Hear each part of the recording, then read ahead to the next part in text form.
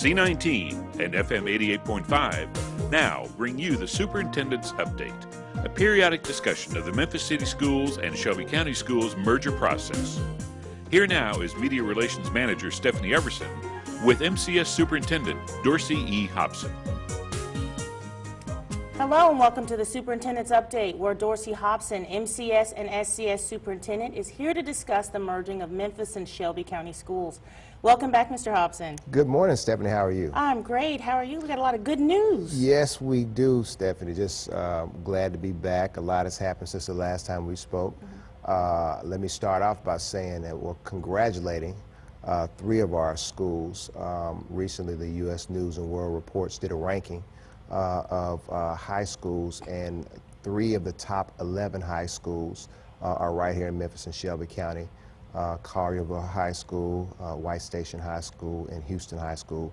They are all to be commended. As we said last time, with all the things that are going on here in Memphis and Shelby County, student achievement is up, and I think that what they're doing in those schools embodies the achievement that we continue to see, and we appreciate what they're doing.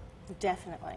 Now, there's, like you said, a lot's been going Yes. on. We're hitting some board work sessions Yes. and special call meetings coming soon. Yes. And business meetings. Yes. And I know recently you have discussed central office staffing. There has been some changes, so I wanted to get a little update from you on what's going on there. Sure. I think that before talking about that,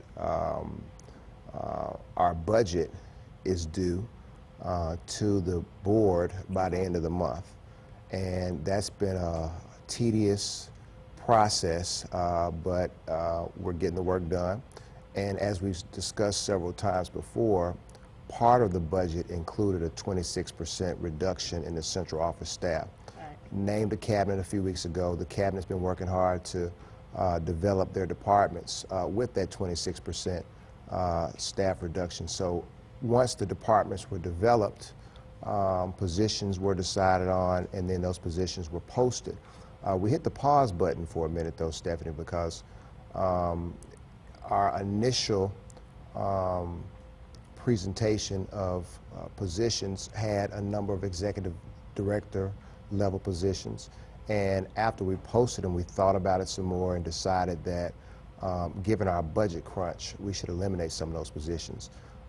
We went through, reevaluated all our departments again, and eliminated all of the executive director positions except for over safety and security. And the reason, like I said, the reason we did that really was twofold. First of all, to make sure that our administrative staff was as efficient and cost efficient as possible. And then secondly, to make sure that any savings that we could attain from essentially restructuring our administrative staffs, those savings could be passed along to the classroom. So it started, it caused somewhat of a slowdown in the process, because after we initially posted the jobs, then we made the decision, then we had to take the job postings down, rework the postings, and then repost them. But those positions are up. I think the deadline for submitting applications for the first wave of posting, I believe it's the 29th of April. We'll receive those applications. We will interview people very quickly. That first round of people will be hired, and then we'll post for the second round. Our goal is to make sure that all of the central office staff hiring has been done by June 30th of 2013. I know a lot of people hear central office staff and go, well, what's the importance of that? So explain what the function of central office is. Well, central office basically supports the schools. It really encompasses all positions that aren't school-based. For example, you have a director of transportation. Someone has to make sure and coordinate all the bus routes and make sure buses are at schools on time and kids are ready to learn every single day. That would be a central office position. You have people in the school nutrition area, that's part of central office. And just a whole array of positions that support schools but aren't actually in the schools. Now, there have been some concerns also around salary differences. Yes. And that's been mentioned in the news a lot lately. Yes. Give us your perspective on those concerns. Well, obviously, the higher the level of posting, the higher the salary level is. And I don't want people to think that we just pulled some salary numbers, out of our hats. During this whole merger process, we've worked with a outside consultant, and they did a market analysis of all the positions. So all the positions that were posted and the positions that are posted are consistent with market ranges for similarly sized school districts. Again, though, I mean, what we said was, for example, if you had an executive director of a department, we looked at it and said, well, can this person be a director and, essentially take on more responsibility, really for less money? And we just made the determination with where we are, with asking principals to do more with less, that the central office staff need to adopt that same approach. Right, okay. Now, all of this has to do with the budget, It correct? does. It does. So after, in the next month when the budget is presented, what happens then? Well, we present the budget to our board. The board has to adopt and approve a budget. I suspect that when we present our budget to the board will have their recommendations and the suggested changes, and we'll get it finalized, but it has to be within a set amount of money. Once they approve the budget, we have to present the budget to the Shelby County Commission. To the extent there's additional funding that is requested, which I suspect there will be, the County Commission will have to decide whether or not to approve the budget with the additional funding. They can approve a budget without that additional funding, and then once they have their final approval, it goes back to our board for a final approval, and then we start moving forward with the with implementing the budget.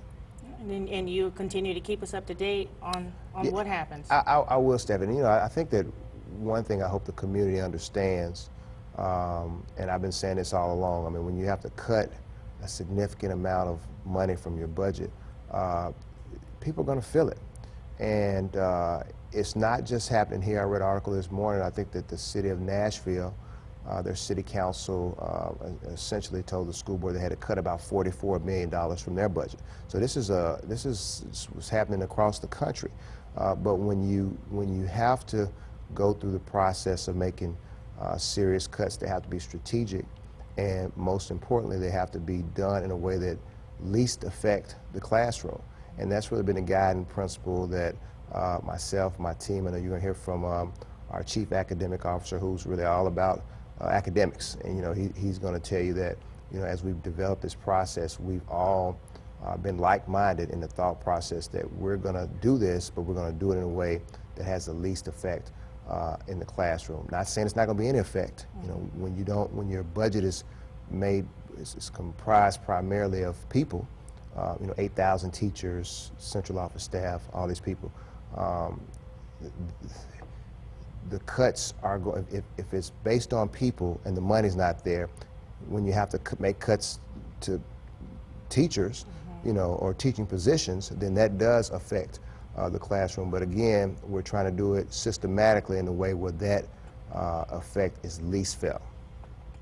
Now, which brings us to the proposal brought to the board at the work session for additional school closures. Yes. So what was the rationale for that presentation? Well, I think twofold. Several months ago, the TPC made a recommendation that the unified school system should close, I think 20 schools, and I think they focused on, cost savings. I think that the projected cost savings was around $20 million. Before they left, I guess Dr. Cash and John Atkin did an analysis of several schools, and I think the first thing was that the TPC numbers were off some. It wasn't going to be a $20 million savings, more like a $10 million savings, because they were busing costs that weren't fully vetted in the initial analysis. So I think that Dr. Cash laid out a slate of about 5 schools before he left, and the board adopted that slate. But there were these other, 14, 15 schools that weren't acted on. So when I started serving as superintendent, I went back and looked at those schools, and I just made a determination that it made sense to move forward with the school closings, not based on economic savings, but rather the best interest of students. And let me tell you exactly what I'm talking about. Okay. You know, one of the ones that probably will evoke the most emotion was the recommendation to close Carver High School. You know, Carver has this rich with tradition. It's been a staple in the South Memphis community for a long time. And the proposal was to merge Carver with BTW. Now Carver has, and they'll have less than 400 students next year. Nice, great building, no students there. The academic standing is not very good.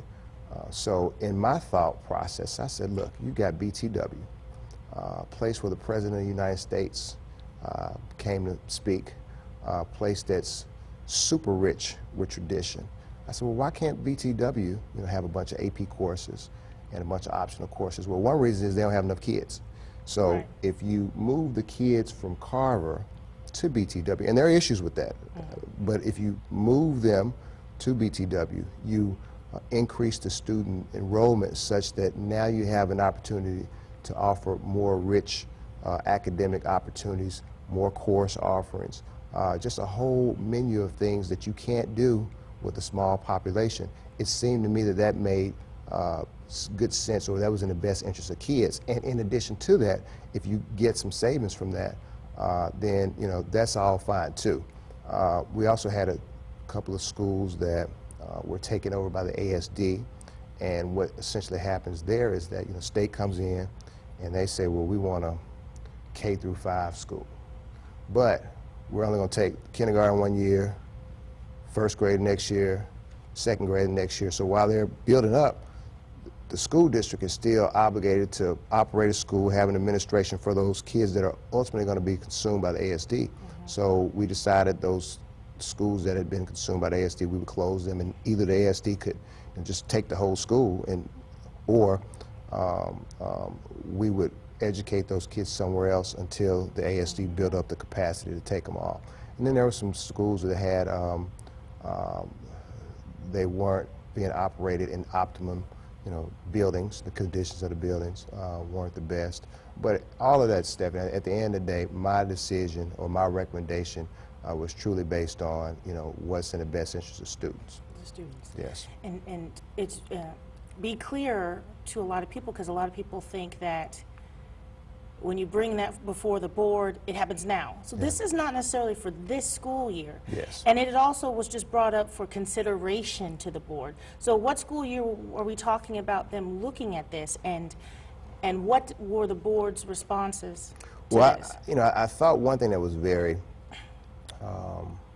clear to me was that given what we're going through right now in the merger and all the work that's going to have to take place, after school is out, we've got to do a bunch of, audits and inventories, and just so much has to happen.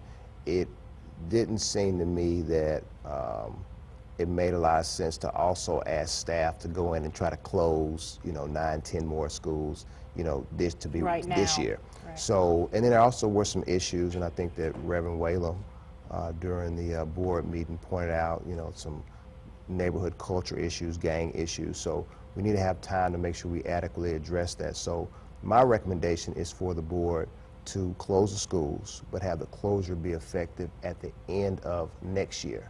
So all those schools will remain open next year, but then at the end of the 13-14 school years that they would close. Now on the process, the board has a very detailed process as to what happens when you close a school. The superintendent can't just say close the school and they vote to close the school.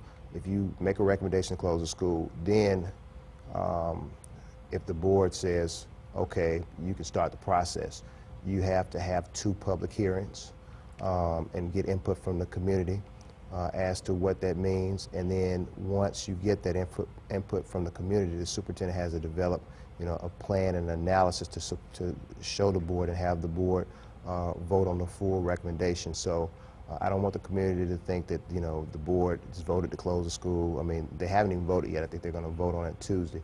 But to the extent they accept my recommendation, then the next phase will be public hearings, public input. And there's such a wide range of issues, and I understand that if you close a school, you know, the issue that sticks out in my mind that bothers me the most is you close a school, then you've got a, you know, potentially a boarded up building, which causes blight, and, you know, that issue needs to be dealt with. As I said at the board meeting, I think that that's not just a school board issue. That's a community issue. The city needs to be involved. The county needs to be involved. The state needs to be involved. The housing authority needs to be involved because the school has limited resources and capacity, and their mission has to be on educating kids and all these other neighborhood issues. While they're involved in it, it needs to be expanded to all the stakeholders. And so I'm glad that you did explain that so that everyone knows that what they're looking at is to consider beginning the process. It doesn't mean that it's signed and sealed at the next meeting. Yes, that's correct. But look into it. That's correct. Okay? That's correct.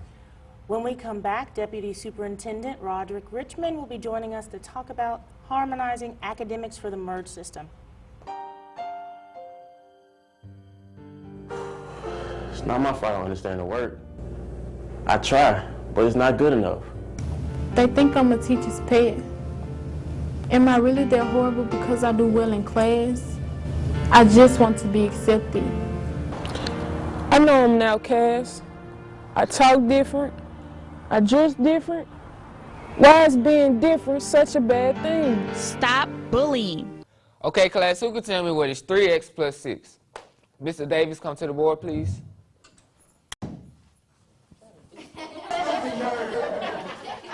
Both of you, out of my classroom right now.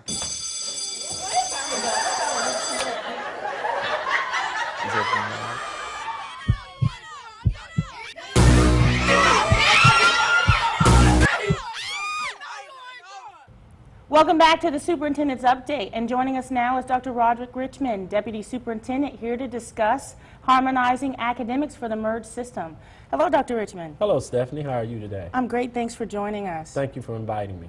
Tell our audience what your role is in the merged system and what your previous roles were with Memphis City Schools.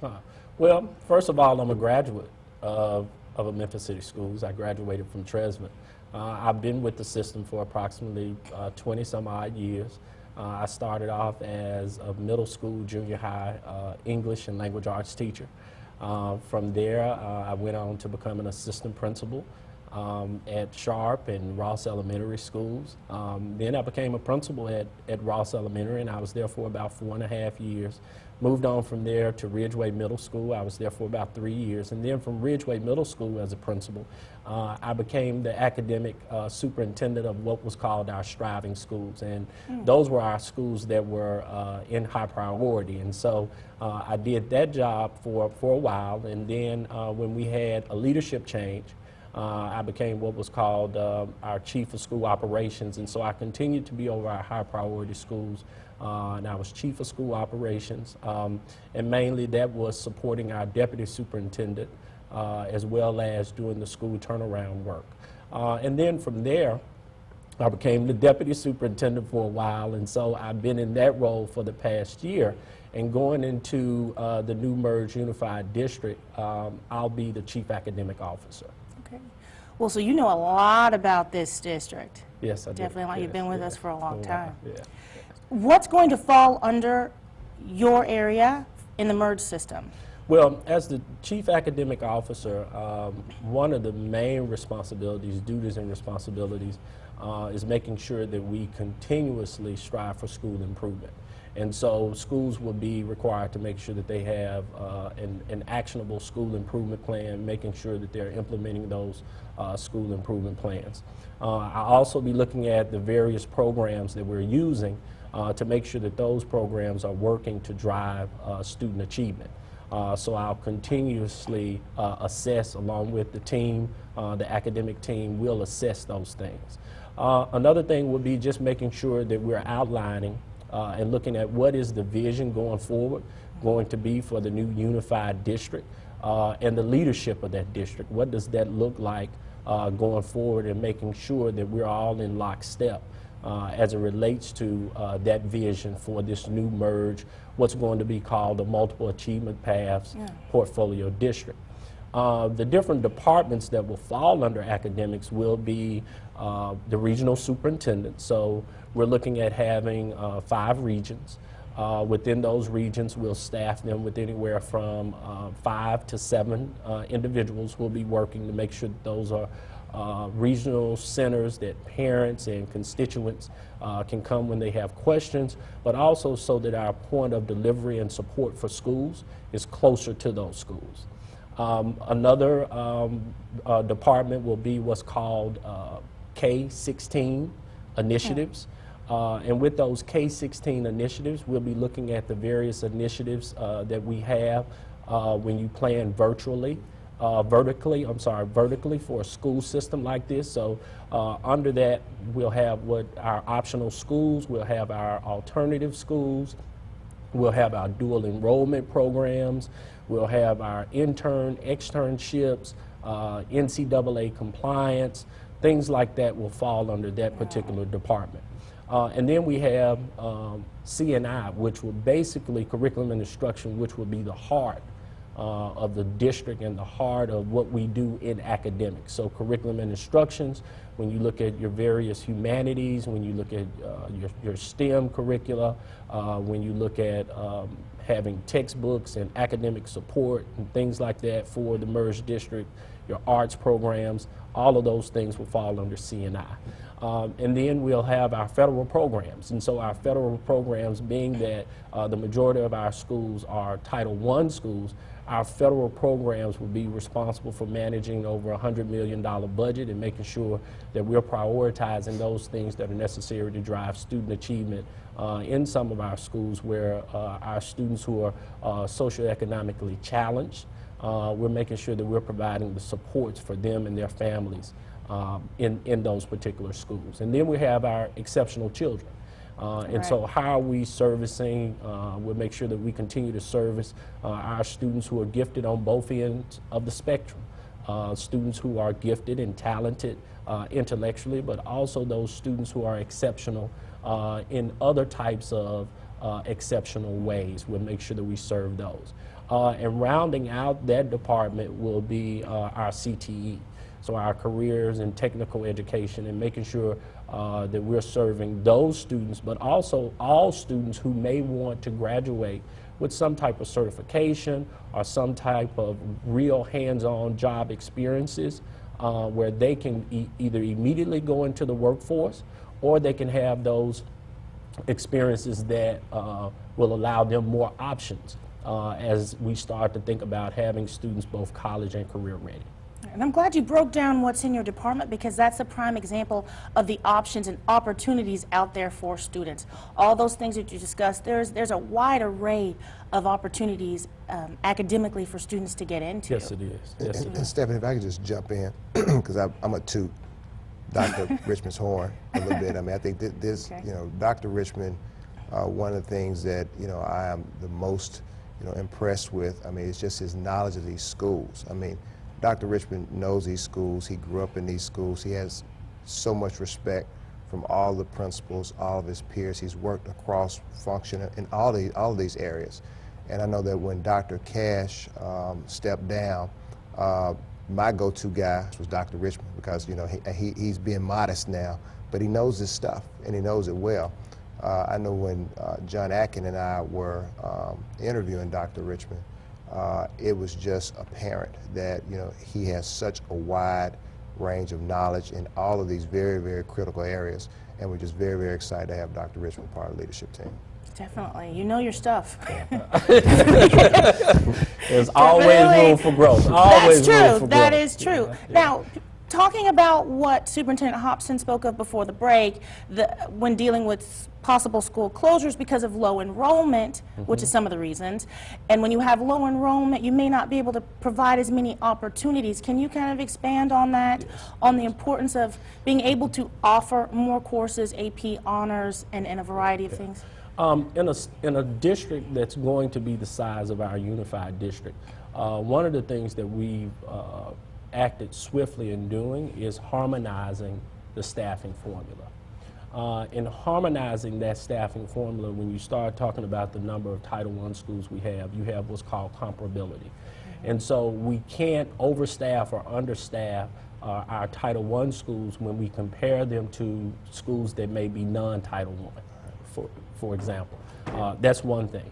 But the other thing is trying to do that when you have schools that are grossly under-enrolled or underutilized.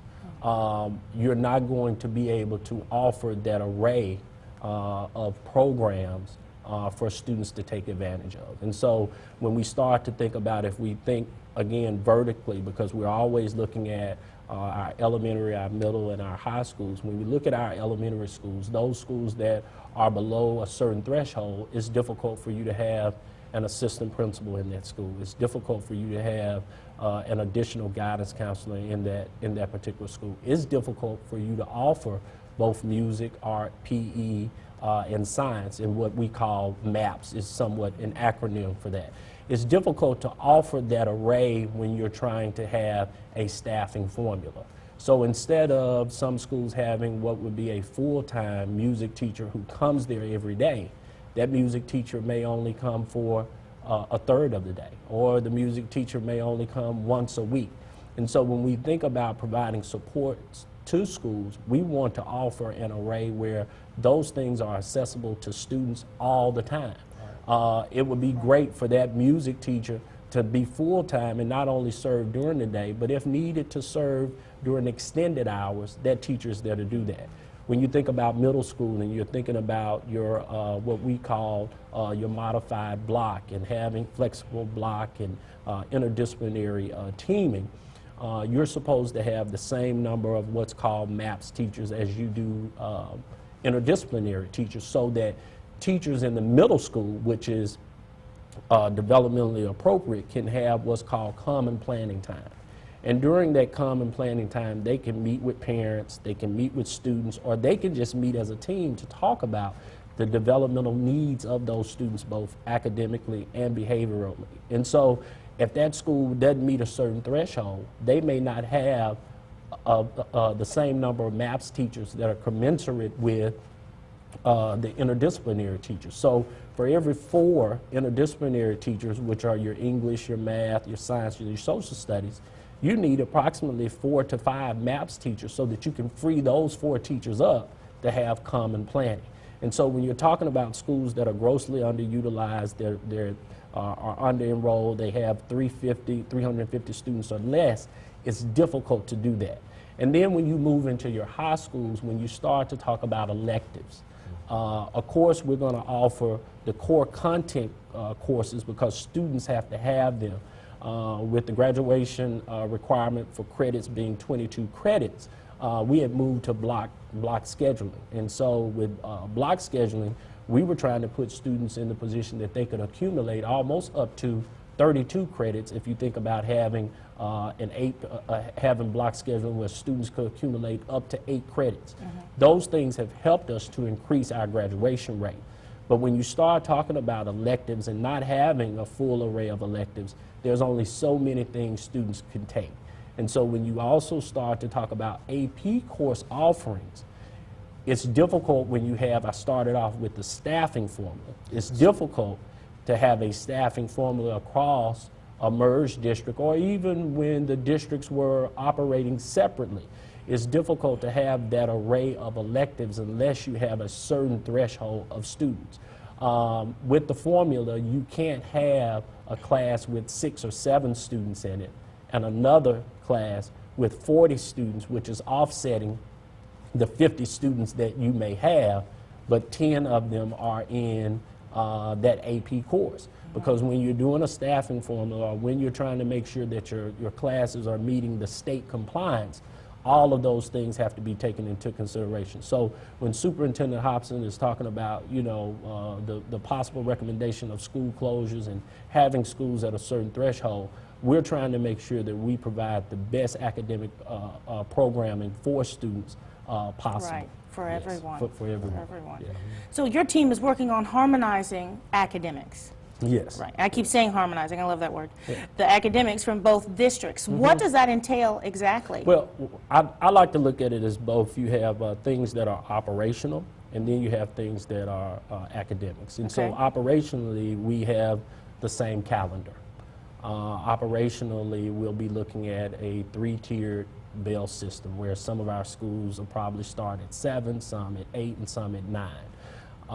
Another operational thing would be moving from, with MCS, we had a 6 hours and 45-minute day. Well, we'll be moving to a 7-hour day. Okay. And so those are what you would call, those things that are somewhat operational, as well as looking at feeder patterns and making sure that we're vertically planning within those feeder patterns. Regionalization would be something that we're harmonizing, where Memphis City has been using regionalization, now we're bringing in Shelby County. So operationally, those are some of those things. When we start to talk about academics, and even operationally would be where we're assigning our pre-K classrooms. But also Okay. pre-K would be considered an academic component. So academically, we're making sure that we're aligning how we look at pre-K. And I'm going to just kind of go vertically. Dr. Let me ask you this. I think this is important. How does Common Core fit into that? And I guess, can you explain what Common Core is and then how that fits into the analysis? Common Core is where we're moving toward national standards. And what we've done and what the state is doing, the state has a plan of rolling out Common Core where there's a clear focus on training of teachers, training of the leadership, and also communicating out to the larger public what does it mean as it relates to Common Core. And so first of all, it's national, it's aligned with national standards. I think there's approximately 46 of the 50 governors who've signed on to these national standards. Okay. And so what we will start doing, our curriculum and curriculum development really still remains local. But what the state has is state standards. The state has what's called GLEs, and those are grade level expectations. And the state has what's called SPIs, and those are state performance indicators. What the state has done is to make sure that those state performance indicators are aligned to those Common Core standards. And really our state performance indicators really align pretty well with the Common Core standards, but the Common Core standards give those performance indicators more clarity as it relates to what students are going to be expected to do to be both college and career ready. And so students are going to move into taking what's called PARC assessments, and it stands for Partnerships of the Assessments of Readiness for College and Career. And so what we've got to start doing is making sure that teachers are teaching to Common Core, but we also have to start making sure that our schools and our students are ready for those PARC assessments. And that means that we're going to move to no longer assessing students with paper and pencil like we currently do the TCAP, but it's going to move toward us assessing students using technology. So students between 5 to 20 days, instead of it being a week of TCAP, there's going to be a 5 to 20 day window when students will be assessed on the new Common Core standards in 2014, in the year 2014, 2015.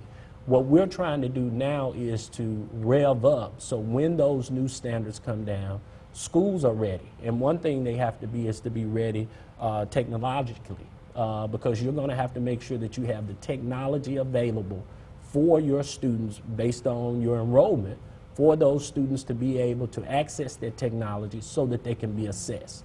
The other thing is just a communication plan. One thing that I'm really going to focus on as Chief Academic Officer is making sure that we have a timeline where we're getting out into the community and using all of our community partners to communicate out regarding the Common Core. And what does this mean for families? What does this mean for students? What does this mean for schools? And how do we, in revving up for Common Core, how do we look at preparing our students in schools around technology. So how are we replenishing our technology to prepare? How are we organizing and operationalizing our technology so that we can give students access to that technology so they can start now performing some of those tasks that are going to be required on those assessments? Instructionally, how are we in reading language arts and mathematics and science? How are we training teachers so that they're teaching to those new Common Core state standards? Okay. Well, so it's my understanding from what you've said that we are following national and state standards and bringing both districts together on that, but they're being followed from Tennessee state standards and national standards such as Common Core. Yes. And you're getting everyone ready for what is being implemented nationally and all around Tennessee for the next school year. Yes, and in both districts, the content experts who make up, again, the heartbeat of the system, which is academics and C&I, they're working together to make sure that we are continuously looking at our local curricula to make sure that it's aligning with those SPIs and also those Common Core standards. Now, we have some students wondering about graduation requirements and grading systems. Are those going to change? Are they going to be the same? Those things, we've decided that the elementary report cards are going to be harmonized. Okay. The high school credits will not change. Under the Tennessee Diploma Project, all students are required to gain 22 credits. That will not change based on Common Core. Okay. Thank you, because I know they want to know. Is that going to change, especially rising seniors want to know if anything's going going to change. It's not going to change. That will remain the same. Okay. Before we go, what's coming up next? Because you are also on the cabinet team, which is leading the transition team. What's next? I know we had 30 TPC recommendations left or so. Yeah, the remaining TPC recommendations don't really have a fiscal impact. So what we'll probably do is just present them to the board and let them know where we are on those. A lot of those recommendations were aspirational. The meat and potatoes, if you will, the things that had the most significant fiscal impact have already been on the table. Good you mentioned that. We've got a piece of business that we're going to deal with today. You know, we talked a while back about the decision to outsource the custodial services. That's coming up for a final vote today. And then there's also going to be a discussion on whether or not to outsource the transportation for the Unified School District. So those are probably the most pressing matters. And again, like we said, the budget, we'll finalize the budget, get that to the board next week, and present it to the County Commission in mid-May. Okay.